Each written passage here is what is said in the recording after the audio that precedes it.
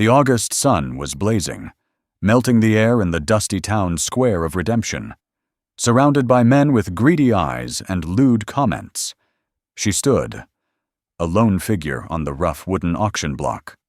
She was called the last of the line, the last remnant of a long-vanished Apache tribe.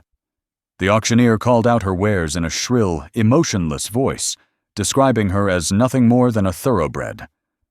Strong, sturdy, and good at farming. But his words fell on deaf ears, unable to penetrate the solid silence she had built around herself. Her hands were bound, but her back was straight as an arrow of defiance. Her dark eyes were unwavering, looking through the crowd, past the heat-hazed horizon, to a place none of them could see. It was not a look of fear or submission. It was the last bastion of an unchained soul. And then, the wooden hammer rang out, dry and cruel, sealing her fate. A soul was sold. But in the midst of that crowd, one man didn't come to buy a slave. He came to buy a silence deeper than the loneliness that gnawed at him. And that act would forever change them both in this harsh wilderness, where salvation is sometimes found in the most unexpected places. The wind in the high plains of Wyoming didn't just howl, it scoured. It stripped the paint from the barn until the wood beneath was a pale, bone gray, and it carved canyons into the face of any man foolish enough to stand against it for too long. Elias Thorne had been that fool for 10 years. The wind and the grief had worked on him in tandem, leaving him as weathered and silent as the land itself. His ranch was a lonely kingdom of dust and memory, bordered by cottonwoods that wept in the breeze and a horizon that promised nothing but more of the same. Every morning, he sat at a rough-hewn table with 2 empty chairs, the ghosts of a woman's laughter and a child's small handprint still etched into the grain of the wood, visible only to him. His solitude was a self-imposed exile, a penance for a day the cholera came, and God, it seemed, had looked the other way. He'd buried his wife, Sarah, and their daughter, Lily, on the hill overlooking the creek, and with them, he'd buried most of his words. Now, he spoke mostly to his horse, a stoic gelding named Boulder, whose quiet companionship asked for nothing in return. It was a life of harsh, predictable rhythms: mend the fence, tend the cattle, watch the sun bleed across the sky, and try not to remember. But memory was a stubborn weed, and in the suffocating silence of the cabin at night, it grew wild. It was this silence he was trying to buy his way out of when he rode into dusty Redemption, a town that rarely lived up to its name. He'd heard the whispers, a government-sanctioned auction. Apache remnants, they'd called them, the last survivors of a cavalry raid, being sold off as indentured labor. The words left a taste like rust in his mouth. But the silence in his cabin was louder. He went not for a servant, but for a sound, any sound other than the phantom echoes in his own head. He saw her on a wooden platform, standing between a horse trader and a nervous-looking man in a dusty suit. She was the last one. The auctioneer didn't even use her name, just Lot Soru 7, Apache female, strong, good for manual work. Her hands were bound in front of her, but her back was a straight, unyielding line. Her black hair fell over one shoulder, and her eyes, dark and deep, were fixed on something far beyond the leering faces in the crowd. They held no fear, no pleading. They held a stillness that was more profound than any defiance. It was a silence that wasn't empty. Like his, it was full. It was a fortress. The bidding was sparse and crude. Men saw a savage, a beast of burden. Elias saw the rigid set of her jaw, the way she didn't flinch when a man nearby spat on the ground. He saw a strength that shamed his own brokenness. He didn't know what he was doing, only that he couldn't let her belong to one of these men, whose eyes stripped her of everything she had left. He raised a hand, His voice, hoarse from disuse, was louder than he intended. He doubled the last bid, then doubled it again. The auctioneer's gavel fell with a crack that sounded like a breaking bone. The ride back to the ranch was a long, wordless journey. She sat astride the spare mare, her bound hands resting on the pommel, her posture never slumping. He called her Nita, the name the government man had written on the bill of sale, though he suspected it wasn't hers. She never responded to it. When they arrived, he gestured toward the small, clean bunk in the corner of the main cabin. "You can stay here," he said, the words feeling clumsy and foreign in his own home. He used a knife to cut the ropes from her wrists. Her skin was raw beneath. She rubbed them slowly, her gaze sweeping over the cabin's sparse interior, the cold hearth, the 2 empty chairs, the thick layer of dust on a small, untouched rocking horse in the corner. Her eyes lingered on the rocking horse for a moment, and for the first time, a flicker of something unreadable passed through them. That night, Elias gave her a bowl of beef stew. He set it on the table, then retreated to the porch, giving her space. He didn't want a servant. He realized that now. He didn't want a slave. He just hadn't wanted to be alone. But as he sat in the growing dark, listening to the vast, crushing silence that now held 2 people instead of 1, he felt more alone than ever. He had not bought a companion. He had brought home a silence deeper and more ancient than his own. The first weeks were a negotiation of space, a slow, silent dance in the confines of the small cabin and the vast, unforgiving land around it. The silence was no longer empty. It was a living thing, a heavy blanket that smothered the air between them. Elias found himself moving with a new awareness, his footsteps on the floorboards seeming to boom in the quiet.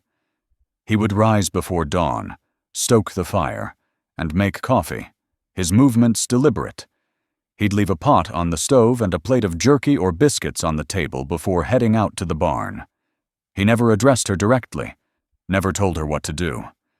The bill of sale may have said he owned her labor, but his conscience recoiled at the thought. This was her sanctuary, or her prison, and she would choose which. Nita's presence was a quiet, powerful force. She moved with an economy of motion that spoke of a life where no energy was ever wasted. She would wake with the first light, her movements as soft as a shadow.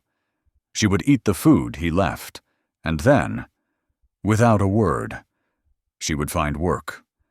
She started in the cabin.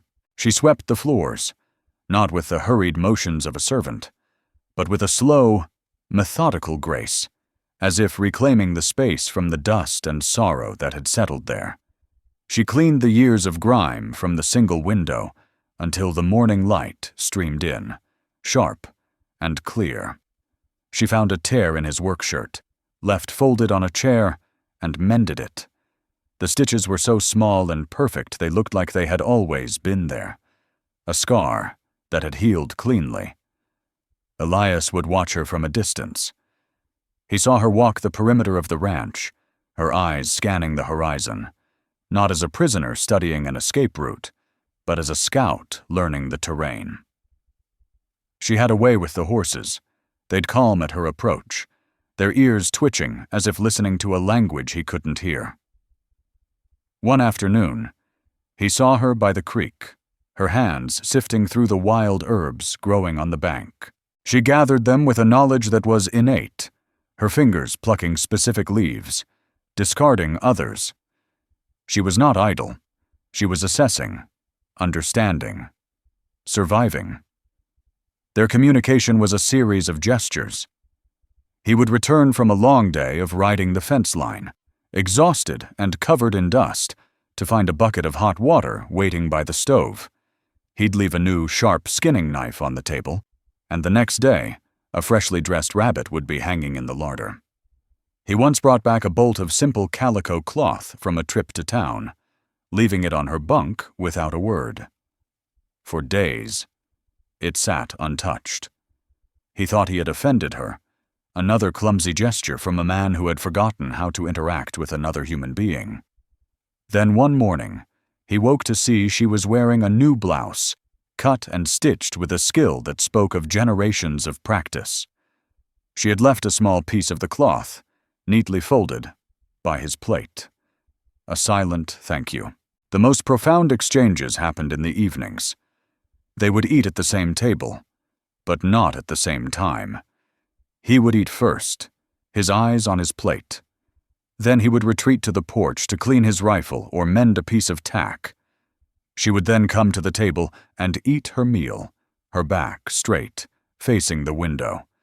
The space between them was a chasm of culture, of language, of pain. Yet, slowly, almost imperceptibly, that chasm began to narrow. It was in the way he started leaving the best cuts of meat for her. It was in the way she began to anticipate his needs, having a fresh canteen of water ready before he even knew he was thirsty. One evening, a sudden cold snap blew in. He got up to add another log to the fire and saw her huddled in her bunk, shivering.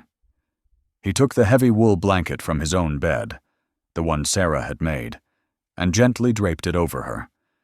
She stiffened at his proximity, but did not pull away. For a long moment, he stood there, his hand almost touching her shoulder, the warmth of the fire casting long shadows on the wall. It was the closest they had been, a silent offering of comfort in a world that had offered neither of them very much. The summer heat settled over the plains, baking the earth into a cracked and thirsty mosaic. The days grew long and laborious, filled with the endless tasks of a ranch on the edge of nowhere. The quiet routine between Elias and Nita had become a fragile ecosystem of its own, a life built on unspoken rules and mutual observation. The silence was no longer a suffocating blanket, but a thin, worn quilt, familiar and, at times, almost comfortable. But trust, he knew, was a different thing entirely. It wasn't built on shared chores, but on shared vulnerability. And their respective worlds of pain remained fortresses with walls 1,000 feet high. The first crack in those walls came not with a word, but with a sound. A summer thunderstorm rolled in from the west, the sky turning a bruised purple-gray. The first clap of thunder was a low, distant growl, but the second was a sharp, violent crack that sounded like a rifle shot echoing through a canyon. Elias was in the barn, securing a loose shutter, when he heard it. His body went rigid. His hand flew to his chest, to a place where a locket had once hung. The world around him dissolved, replaced by the memory of a different sound, the splintering of his cabin door, and the high, terrified scream of his daughter. He squeezed his eyes shut, his knuckles white where he gripped a hammer. The past was not a memory. It was a wound that never closed, and the thunder had just ripped the stitches out. When he stumbled back into the cabin, soaked from the sudden downpour, he found Nita standing stock still in the center of the room. Her face, usually a mask of stoic calm, was ashen. Her eyes were wide, fixed on the window as lightning bleached the world white for a split second. Her hands were clenched into fists at her sides, and her entire body was trembling, a slight, almost imperceptible vibration of terror. The thunder, for him, was the echo of a door breaking. For her, he realized with a sickening lurch in his gut, it was the echo of cavalry guns. He forgot his own ghosts. He saw only her, trapped in a nightmare he could understand all too well. He moved slowly, deliberately, not wanting to startle her. He walked to the hearth and knelt, his back to her, and began to build a fire. His hands were clumsy, the flint striking sparks that fizzled and died. He focused on the simple task, the scrape of stone on steel, the smell of dry kindling. It was an anchor in the storm, both outside and within. As the small flame finally caught and began to grow, casting a warm, flickering light into the dark cabin, He felt her presence behind him. He didn't turn. He just spoke, his voice a low rumble, barely louder than the drumming rain on the roof. I had a daughter, Lily. She was afraid of storms. He stared into the flames, the words pulled from a place so deep inside him, he thought it had turned to stone. We'd sit by the fire. I'd tell her stories about the stars, told her they were holes in the floor of heaven, letting the light shine through. He stopped, his throat closing around the memory. He waited for a long time, the only sounds the crackle of the fire and the storm raging outside. He thought she had retreated back to her bunk, back behind her wall of silence. But then, a soft sound reached him. It was a word, spoken so quietly it was almost carried away by the wind, a word in her own tongue. He didn't understand it, but he understood the tone. It was a lament. A name, perhaps. She said it again, and then another. She was reciting a list, her voice a soft, mournful chant. A list of the dead. He slowly turned his head. She had sunk to the floor, her back against the wall, her arms wrapped around her knees. Tears streamed down her face, silent and devastating. She was not looking at him, but through him, her eyes seeing a burning village, hearing the screams that the thunder had awoken. In that moment, they were not a white rancher and an Apache woman. They were just two survivors, two people left behind by a world that had taken everything from them. He didn't move to comfort her. He knew that any touch would be a trespass. Instead, he simply sat with her in the firelight, bearing witness to her grief as she had, unknowingly, just borne witness to his. The storm raged on, but inside the small cabin, something had broken. The silence was no longer about what was unsaid. It was about what was, for the very first time, understood. As the violent thunderstorms of summer gave way to the crisp, golden light of autumn, a new rhythm settled over the ranch.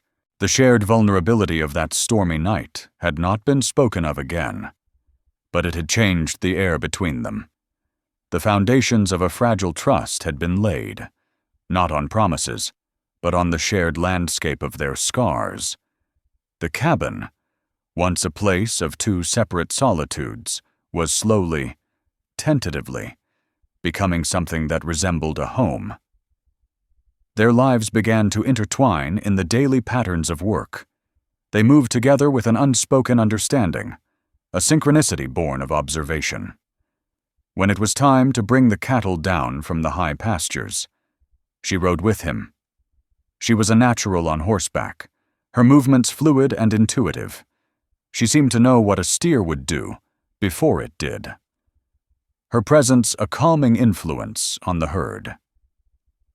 Elias found himself watching her, not with the detached curiosity of before, but with a growing admiration.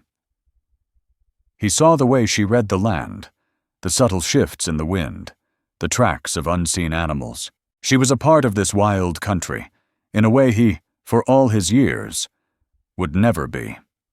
One afternoon, while repairing a section of fence on a rocky slope, a corner post, weakened by rot, gave way. Elias lost his footing, tumbling down the short, sharp incline. A jagged edge of rock tore a deep gash in his forearm. He sat up, cursing, blood welling dark and fast from the wound. He was miles from the cabin, and the bleeding wasn't slowing. He was wrapping a strip torn from his shirt around it when he saw her appear over the ridge, leading his horse.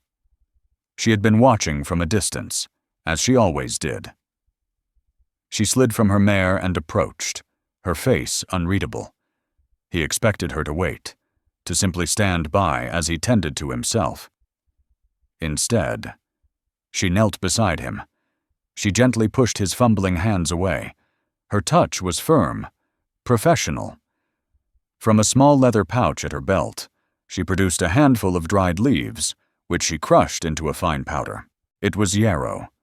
He recognized the plant the old-timers called woundwort. She packed the powder into the gash, her fingers deft and sure. He flinched at the sting, but the bleeding slowed almost immediately. Then she took the cloth from him and bound the wound tightly, her knots secure.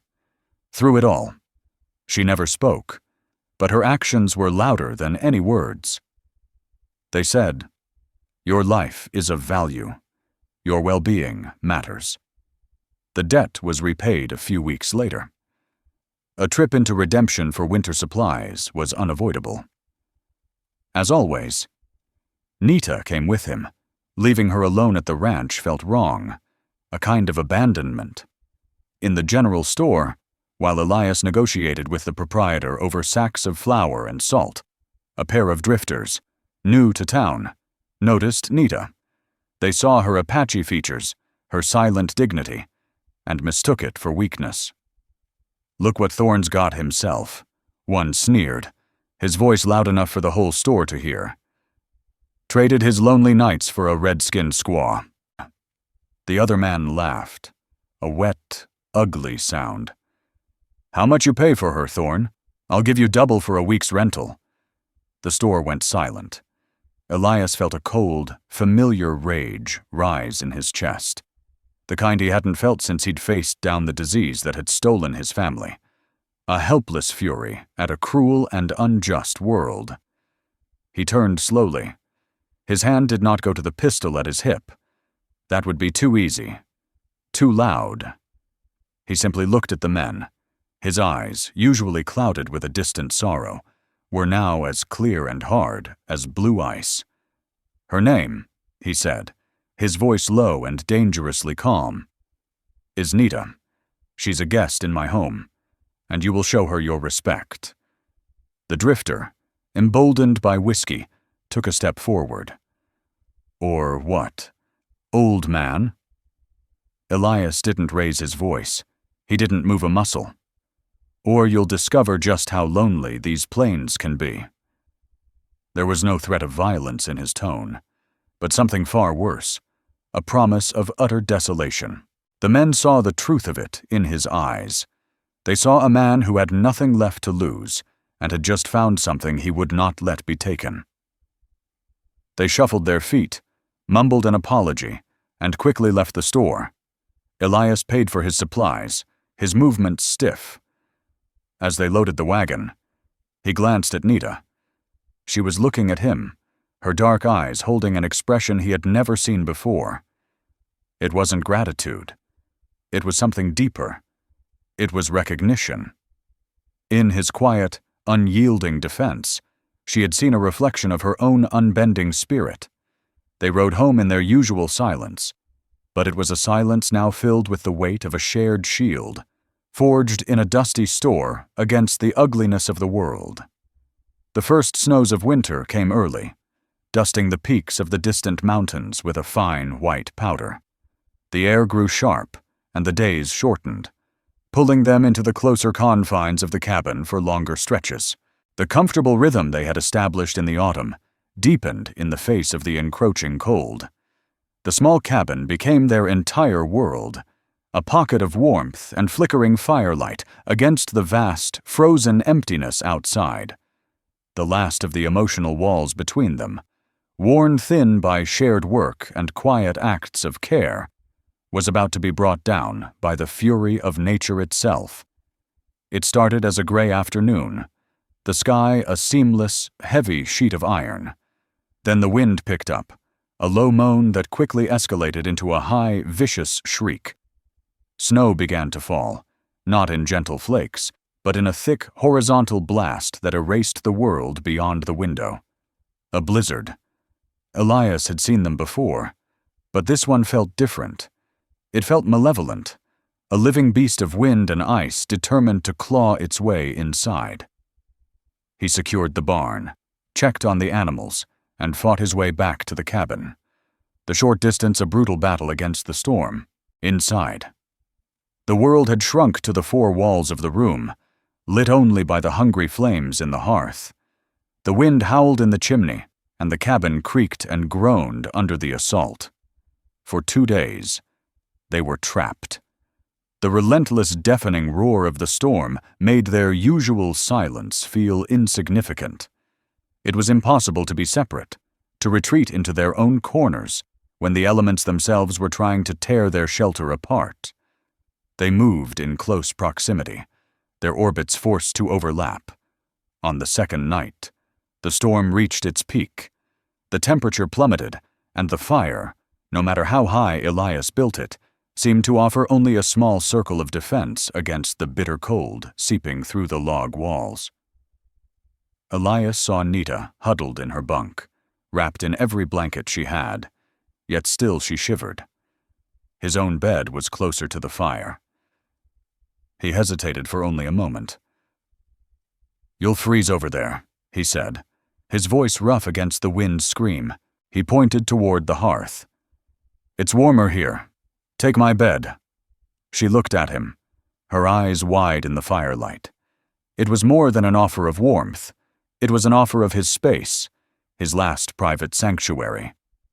She gave a small, almost imperceptible shake of her head. Stubborn pride. He understood it well. So he didn't argue. Instead, he took his own bedroll, the one he used on cattle drives, and laid it out on the floor, on the other side of the hearth from his bed. It was closer to her than he'd ever slept. But it was not an invasion. It was an accommodation. "We'll share the heat from the fire," he said simply. She watched him for a long time. Then slowly, she rose from her bunk and came to his bed, pulling the thick fur blanket around herself. They lay there for hours, separated by a few feet of wooden floor, the fire crackling between them, the storm raging around them. The silence was no longer a negotiation. It was a shared space, a sanctuary. In the deep of the night, a particularly violent gust of wind slammed against the cabin, and a log from the fire shifted, sending a cascade of embers onto the floor. Elias moved instantly, grabbing the small hearth shovel to scoop them up. As he turned back, he saw Nita sitting bolt upright, her face illuminated by the fire. The fear was back in her eyes, the same raw terror from the thunderstorm, the crashing sound, the sudden chaos. It had thrown her back into her own private hell. He finished with the embers, and then, acting on an instinct he didn't fully understand, he didn't return to his bedroll. He sat on the floor, his back against the stone of the hearth, and simply stayed there, a silent guardian between her and the storm. After a while, her breathing steadied. The terror receded from her eyes, replaced by a deep, bone-weary sadness. She shifted, and he thought she was lying back down. Instead, she slid from the bed and moved to the floor, sitting a few feet from him, pulling the blanket around her shoulders. She was joining his vigil. They sat there together, watching the flames dance, the world outside a white, howling chaos. Slowly, tentatively, he reached out his hand, not to touch her, but palm up on the floor between them, an offering, a question without words. He kept his eyes on the fire, his heart hammering against his ribs. He felt a feather-light pressure, then warmth. She had placed her hand in his. Her fingers were slender but strong, calloused from work. It was not a romantic gesture. It was more profound than that. It was an anchor. Two people, clinging to a single point of contact in a world that had tried to tear them apart. They sat that way until the first. Pale light of dawn crept through the window, and the wind finally began to die. Their hands clasped together in the quiet, shared shelter of the storm. The blizzard broke as suddenly as it had begun, leaving behind a world transformed. The landscape was buried under a thick, pristine blanket of white, the sky a brilliant, aching blue. The silence that followed the storm was absolute, a profound peace that seemed to echo the new quiet that had settled between Elias and Nita. The touch of their hands in the firelight had been a threshold crossed. It hadn't been erased by the morning light. It lingered in the air, in the way their eyes would now meet for a fraction of a second longer, in the subtle easing of the tension in their shoulders. Their shared shelter from the storm had become a shelter for each other. But a shelter built for two could not keep the rest of the world out forever. When the snow had melted enough for the trail to be passable, they needed supplies. The blizzard had depleted their stores, and the ride to redemption was a necessity. This time, the journey felt different. The silence in which they rode was no longer one of necessity or caution, but of companionship. There was a new, unspoken bond between them, a fragile thing they were both implicitly protecting. Redemption, however, had not changed. It was a town that fed on whispers and festered with prejudice. The sight of Elias Thorne riding in with the Apache woman, not trailing behind like a servant, but riding beside him as an equal, was enough to reignite the town's simmering resentment. Heads turned. Conversation stopped. Doors that were once open to him now seemed to close as he approached. The incident with the drifters had not been forgotten. It had become a story, twisted and embellished with each telling. The confrontation came, as it often did, over a small matter. Elias was in the general store, Nita waiting quietly by the door. He was buying seeds for the spring planting. The storekeeper, a man named Henderson, whom Elias had known for years, tallied the bill with a sour look on his face. "That'll be $10, Henderson said, his voice flat. Elias placed the money on the counter. Henderson looked at the coins, then at Nita, then back at Elias. "There's a town council meeting tonight. Thorne, there's been concerns about your living situation." "My living situation is my business," Elias said evenly, though a cold knot was forming in his stomach. "Not when it affects the town," Henderson shot back, his courage bolstered by the other customers who were now openly listening. "It ain't decent. A white man, a widower, living with her. People are saying you've gone savage yourself." From the back of the store, a voice rang out. It was the town preacher, a self-righteous man named Miller. "The Lord's law is clear. Elias, it is an abomination. For the good of the community, for the salvation of your own soul, you must cast that woman out." The words hung in the air, heavy and poisonous. Every eye in the store was on Elias. This was not a back-alley insult from a drunk. This was a public judgment, an ultimatum delivered by the town's self-appointed moral authorities. They were demanding he choose, them or her, the world or the shelter. Elias looked from the preacher's sanctimonious face to the storekeeper's nervous one, to the curious and hostile eyes of his neighbors. For a decade, he had been a ghost among these people, and they had left him to his grief. Now, because he had found a flicker of life in his desolate world, they wanted to extinguish it. He thought of the silence in his cabin before Nita. He thought of her quiet strength, the way she had tended his wound, the feel of her hand in his as the blizzard raged. The choice was no choice at all. He turned his back on the men and walked to where Nita stood. She had heard everything. Her face was a mask of stone, but he could see the tension in the line of her shoulders, the way her hands were clenched. She was preparing for another blow, another loss. He stopped in front of her. The entire store held its breath, expecting him to order her out, to cast her aside to appease them. Instead, he reached out and gently took her hand. It was a simple act, but it was a declaration of war. He did not pull her behind him, but stood with her, side by side, facing the town together. Her fingers curled around his, a silent response. He turned back to the stunned crowd, his voice clear and steady, ringing with a conviction he hadn't felt in years. "This woman's name is Nita. She is my companion. My home is her home.